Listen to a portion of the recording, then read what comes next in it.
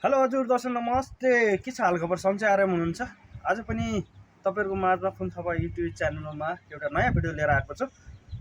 सबैले माया गरिदिनु होला। आज हामी के गर्न गइरहेका छौँ भन्दाखेरि आज चिसो मौसम छ। चिसो मौसम हुनको कारणले आज चाहिँ हामीले भट्ट अनि मकैलाई भुटेर त्यसलाई चाहिँ खाने योजना गरिरहेका छौँ। अब हामी भट्ट र मकैलाई आगोमा ताप्दै सेक्दै हामीले त्यसलाई भुटेर खानेछौँ। हाम्रो गाउँघरमा भट्टमासलाई भट्ट भन्छौँ भने तपाईँको यसलाई भट्टमास पनि भन्छन् होइन। तर हामी चाहिँ अहिले भट्ट र मकैलाई गर्न जाँदैछौँ। अघि नै मैले भनिसकेको छु है तपाईँहरूलाई, आज चाहिँ हाम्रो चिसो मौसम गरेको कारणले मकै र भटमास चाहिँ हामीले आज भुटेर खाने योजना गरिरहेका छौँ। र एकदमै यो चिसो मौसममा त यति मिठो लाग्छ कि मलाई यो भट्ट र मकै भुटेर आगोमा है टक्क कडाई चाहने टक्क त्यसलाई यो गरेर। बाँकी त अहिले देखि नै हुनेछ कसरी हामी यसलाई भट्टलाई भुट्छौँ मकैलाई भुट्छौँ भनेर। अनि यति मिठो लाग्छ। त्यसैले आज चाहिँ हामीले यो प्लान भनौँ न योजना बनाइरहेका छौँ। तपाईँहरूलाई कस्तो लाग्छ मिठो नमिठो होइन, तर मलाई चाहिँ एकदमै राम्रो लाग्छ। त्यसैले आज यो भट्ट चाहिँ हामीले चाहिँ अब मकै फोकिसक्यौँ र अब रेडी अवस्थामा छ अब भुट्नको लागि। र हामी अब भुट्छौँ। कसरी भुट्छौँ हेर्दै जानु है त। भुट्दै यसमा राख्नुपर्छ, यसमा भुट्ने उ छ, यसमा भुट्छौँ हामी। ल भुट्ने हाम्रो म्याडम हुनुहुन्छ। हामीले चाहिँ यहाँ मकैलाई चाहिँ भुटिरहेको छौँ। हल्का फुला हल्का अठेला भन्छ होइन, के भन्छ त्यसलाई, अठेला भन्छ नि।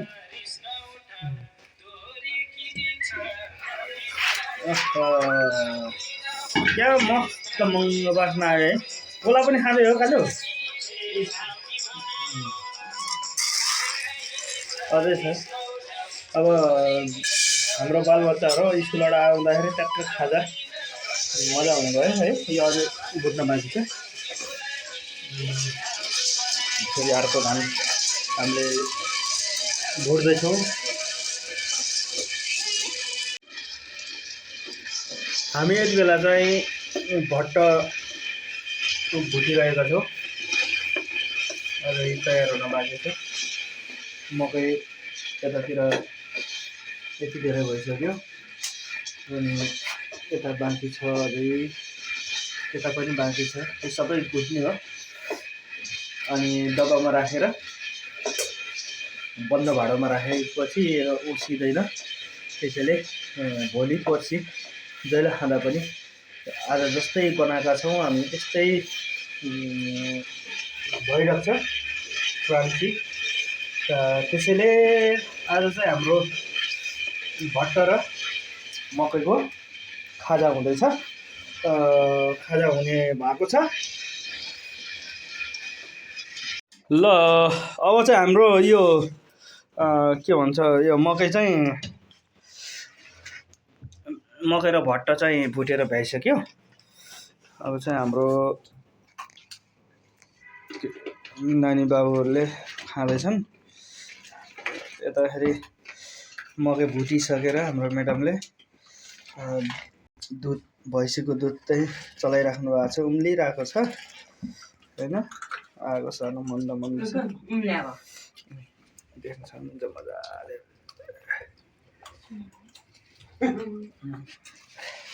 मकै र भट्ट झुरुम झुरुम पुरुम वर्षाले खान्छ। किन त भर्खर बेहुली जस्तो घोट परेको त नानी? हाम्रो नानी भन्नु पनि फेरि गाह्रो छ क्या। फेरि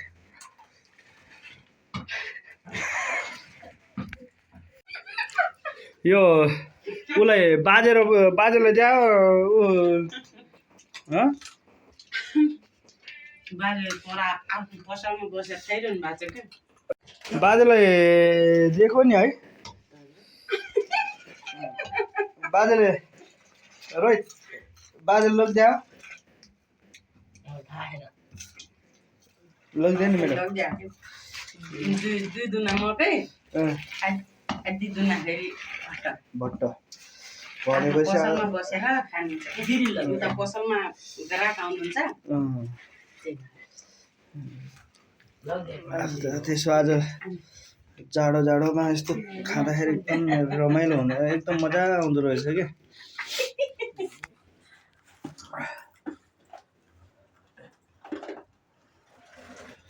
तपाईँहरूलाई पनि चाहिएको छ भने सम्पर्क गरिहाल्नुहोस् घरको आफ्नो घरमा गएर मकै बजारमा पनि पाइन्छ किनेर आगो बालेर आगो पनि ताप्न पाइयो मकैको सुलीमा गएर कन्ट्याक्ट गर्नुपर्छ क्या सुली मकैको त्यो राख्नेलाई सुली हुन्छ होइन मकै राख्ने चाँदेर राख्ने हुन्छ नि मकैको सुली हजुर त्यहाँ गएर कन्ट्याक्ट गर्नुपर्छ कि मकै खानु मन लागेपछि कि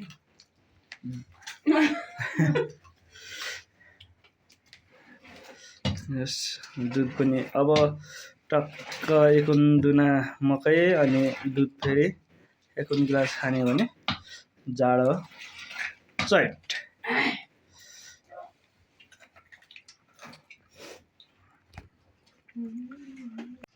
अब हाम्रो घरको सबैभन्दा कान्छा नानी बाबुहरूले को लागि दुध चाहिँ गिलासमा राख्दै लाइन पनि ठ्याक्कै गयो है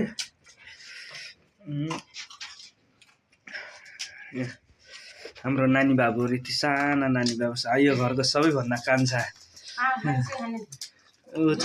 यो चाहिँ मेरो छोरी यता चाहिँ छोरा 11मा पढ्दै छोरी 8मा पढ्दै छोरा हाम्रो आमा कस्तो राम्रै हुनुहुन्छ नि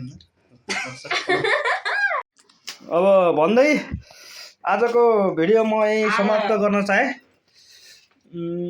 के भन्छ लाइन पनि गइसक्यो है लाइन पनि गएको छ भिडियो बनाउन अलिक अँध्यारो आएको छ यता फेरि आमाले पोला मकै खान बन्दैन दाँत किराले खाएको छ आप्पो झ्राममा पार्नुहुन्छ बलियो रहेछ दाँत